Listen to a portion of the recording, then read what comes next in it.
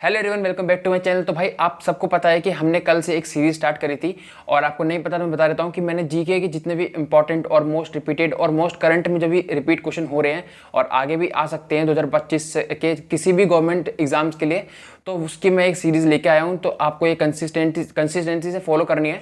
और आपको मैं बता दूँ कि इससे पहले मैंने एक मॉक टेस्ट की सीरीज़ चलाई थी, उससे काफ़ी बच्चों को बहुत फ़ायदा मिला था और उसी को मैंने देखते हुए मैंने ये सीरीज़ लेके आया हूँ, क्योंकि काफ़ी बच्चों के बाकी 3 सेक्शन में अच्छे नंबर आ रहे थे और इसमें थोड़े से कम आ रहे थे जीके में। तो मैंने सोचा कि मेरे भी थोड़े से कम रहते हैं, जीके मेरी वीक है, बाकी मेरे 3 सब्जेक्ट बहुत स्ट्रॉन्ग है।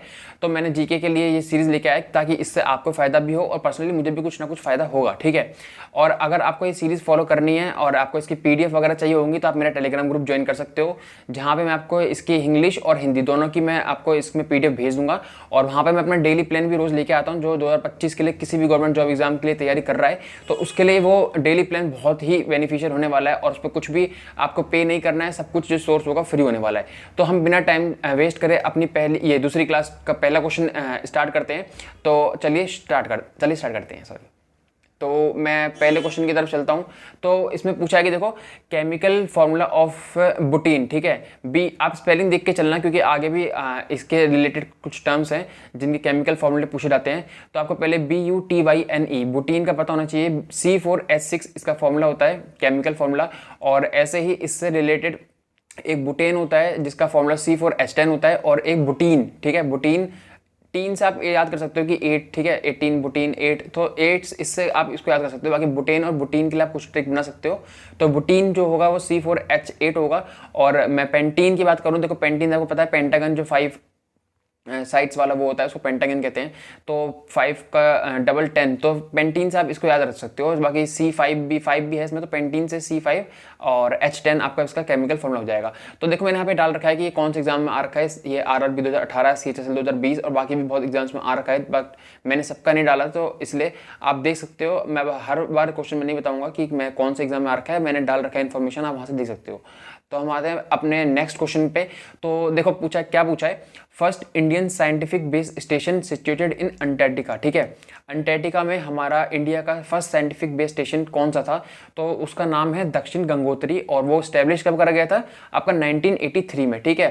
तो इससे अलग 2 और है, हमारे टोटल 3 बेस स्टेशन है आपके अंटार्कटिका में। तो अभी दक्षिण गंगोत्री जो है वो आपको पता होना चाहिए कि काफ़ी वहाँ पर जो आपको पता है कि बर्फ़ वगैरह होती है, तो वहाँ पर वो गायब हो चुका है, ठीक है, उसके अंदर दब गया है, तो अभी तक वो मिला नहीं है। बाकी ये दोनों भी हमारी बेस स्टेशन है आपके अंटार्कटिका में, जिसका नाम है भारती और मैत्री, ठीक है। तो ये क्वेश्चन भी आपके पहले बहुत ज़्यादा पूछ चुके हैं, तो इसलिए मैंने इनको दोनों को भी ऐड कर दिया, ठीक है। बाकी हम तीसरे क्वेश्चन पे आते हैं, जो कि है दुलीप ट्रॉफी जो है वो कौन से स्पोर्ट्स से आपके रिलेटेड है, ठीक है। तो आपको पता होना चाहिए कि ये, अगर आप क्रिकेट लवर तो ऑब्वियसली हो गए, बॉयज़ को पता होना चाहिए एटलीस्ट। तो ये क्रिकेट से रिलेटेड है और अभी विजय हजारे ट्रॉफी आपको पता है चल रहा है, काफ़ी ट्रेंड में है, क्योंकि विराट कोहली, रोहित शर्मा, जितने भी पुराने प्लेयर हैं वो अपने उसमें खेल रहे हैं। तो आपको पता होना चाहिए कि विजय हजारे ट्रॉफी भी क्रिकेट से रिलेटेड है, और सैयद मुश्ताक अली भी आपकी, अली ट्रॉफी भी आपकी क्रिकेट से रिलेटेड है, और देवधर ट्रॉफी और एशेज कप भी आपका क्रिकेट से ही रिलेटेड है, ठीक है। और सॉरी, मैंने विजय हजारे ट्रॉफी बोल दिया, बहुत सॉरी, विजय हजारे ट्रॉफी बोल दिया, बट अभी जो चल रही है रणजी ट्रॉफी चल रही है, तो रणजी ट्रॉफी भी आपकी क्रिकेट से ही रिलेटेड है, ठीक है। तो अब नेक्स्ट क्वेश्चन पे आते हैं। तो उसमें पूछा है कि जवाहर रोजगार योजना जो है वो कब स्टार्ट करी गई थी, मतलब कि कौन से 5 ईयर प्लान में आपकी ये स्टार्ट करी गई थी, ठीक है। तो ये हमको पता होना चाहिए। पहले तो ईयर देख लो 1989। तो अगर आप 1989 से अगर आपने 5 ईयर प्लान पढ़े होंगे तो आपको पता होना चाहिए कि वहाँ पर कौन सा 5 ईयर प्लान पड़ता है। तो 7th 5 ईयर प्लान जो है वो आपका 1989 में है, और ये आपका 7th 5 ईयर प्लान में आपका ये योजना लॉन्च करी गई थी, ठीक है। तो जवाहर रोजगार योजना याद रखना, क्योंकि योजना पर काफ़ी क्वेश्चंस बनने लगे हैं आजकल। बाकी अगले क्वेश्चन पे हम आते हैं। तो आपके जो फ्रीडम फाइटर थे आपके भगत सिंह, राजगुरु और सुखदेव, तो उनको जो फांसी की सज़ा सुनाई गई थी वो सुनाई नहीं, मतलब कि दी गई थी, ठीक है। तो वो कब दी गई थी, तो आपको पता होना चाहिए मार्च 23 और 1931 में आपको उनको फांसी की सज़ा दी गई थी। और उसी को हम फिर जो 23 मार्च है उसी को हम मैट्रेस डे से सेलिब्रेट करते हैं, ठीक है, हर साल।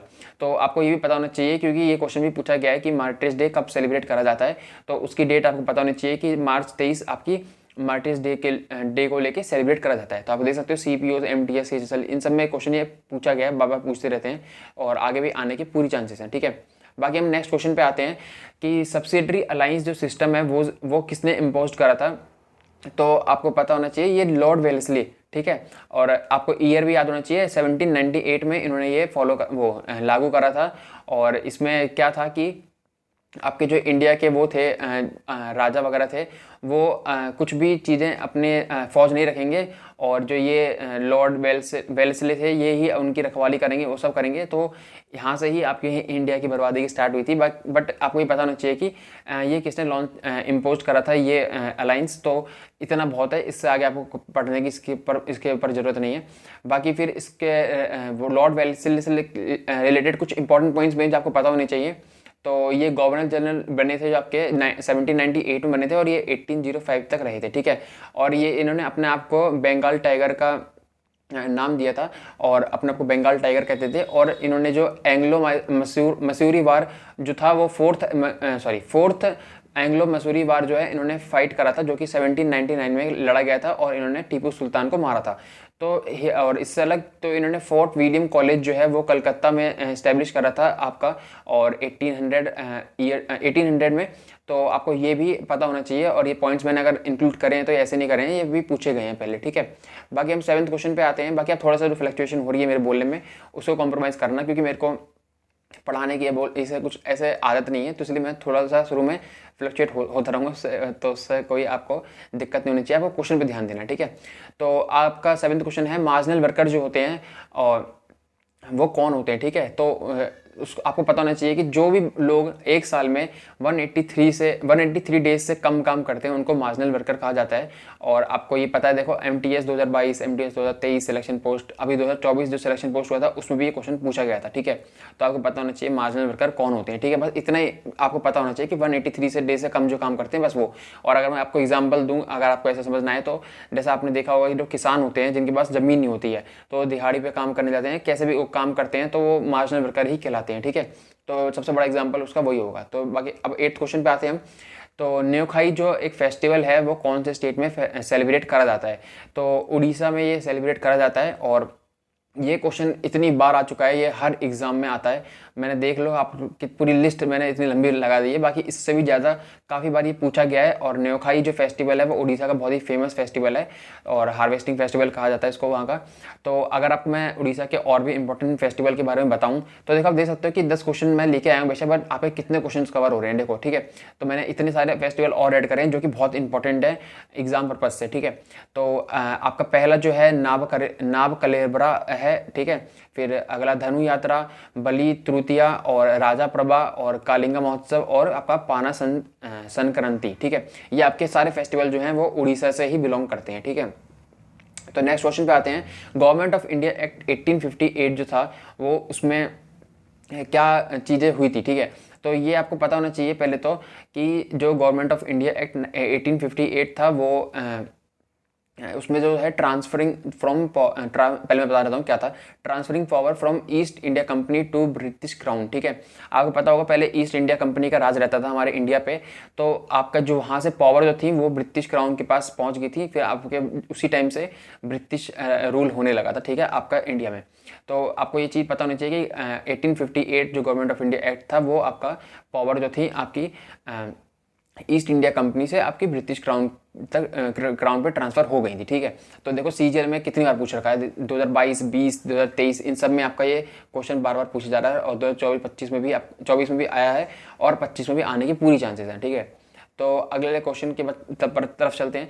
तो इसमें पूछा है कि hot local wind that flows over North India in summer, तो उनको क्या कहा जाता है। तो आपको अगर नॉर्थ से बिलोंग करते होंगे तो आपको पता होगा कि आपके समर्स में जो मई जून जुलाई की जो गर्मी होती है उसमें लू चलती है, तो उसी को हम हॉट लोकल विंड कहते हैं जो कि नॉर्थ में फ्लो करती हैं।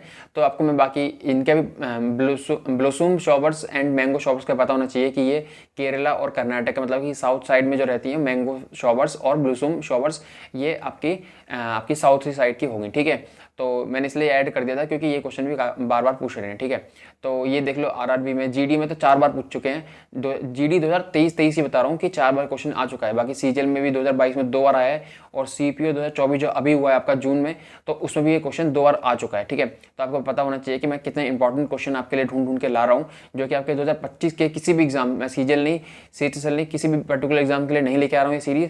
ये सीरीज हर गवर्नमेंट जॉब एग्जाम के लिए है, और क्योंकि सिर्फ मैंने टारगेट अपनी ये सीरीज जो है सीजीएल के बच्चों के लिए करी है, बट ये मतलब नहीं है कि आप अगर दूसरे एग्जाम की तैयारी कर रहे हो तो ये आपके लिए बेनिफिशियल नहीं है, क्योंकि जीके सबकी सेम ही होती है। जनरल नॉलेज जरूरी नहीं है कि अगर आप हमारी एसएससी में इंडिया की जनरल नॉलेज पूछ रहे हैं तो आपकी पाकिस्तान की पूछ लेंगे या फिर श्रीलंका की पूछ लेंगे।